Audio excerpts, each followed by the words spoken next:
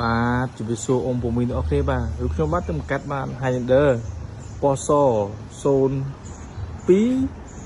បាទ6.1ông ពុំមាននេះពណ៌សខាងក្នុងលឿងông ពុំមានអរគ្នាបាទឡានថ្មីអានេះបាទផ្លាលេខភ្នំពេញ 2AP 9476បាទông ពុំមានអរគ្នានេះ02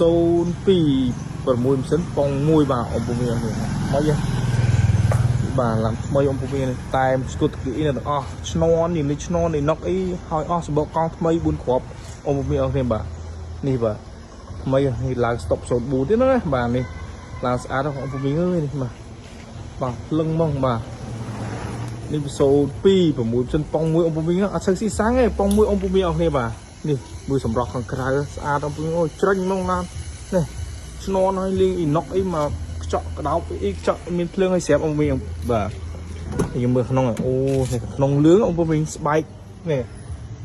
បាទអានេះហៅថាអីចុចបាទមានកាមេរ៉ាយើងមាន Bluetooth អីស្រាប់ណាបាទខាងក្នុងអីលេងឲ្យក្នុងឯងបាទខាងក្នុងលឿងông ពុំមានអរគ្នាថ្មីនេះសម្រាប់ជើង VIP ទេណាបាទបាយដឺនេះក៏ដាក់ក្បោយប្លាក់ជើងបាទông មាននេះប៉ុងមួយថ្មីអូខ្ចៅខ្យងតែដល់ឡាននេះទិញចាក់ដើមផ្ទាល់ហ្មងឡាននេះបាទសូម្បីលេខតួក៏នឹងប្រជុំនេះលេខតួខ្ចក់នឹងប្រជុំông ពុំមានអរគ្នាបាទកម្រហើយដើរនៅតែមនេះជុំនេះលេខកូនខ្ចក់នឹងប្រជុំឡានអស់គ្នាបាទនេះថ្មីតែអំពីនឹងអស់គេសបកកង់ថ្មី4គ្រាប់បាទហើយកម្រាលជើង VIP ទៀតណាông ពុំមានអរគ្នាហើយ6%មែនតែប៉ុងមួយអត់ស៊ីសាំងទេបាទប្រើប្រាស់បានបាទថ្មីឡើងស្តុប04ទៀតណាលើកាចប្រកេតណាបាទông មានអូនេះកម្រាល VIP ស្រាប់បាទភ្លឹងមកông មានបាទអរគុណច្រើនបាទយកទៅប្រើប្រាស់ស៊ីសាំងទេបាទông មាននេះហៅថា02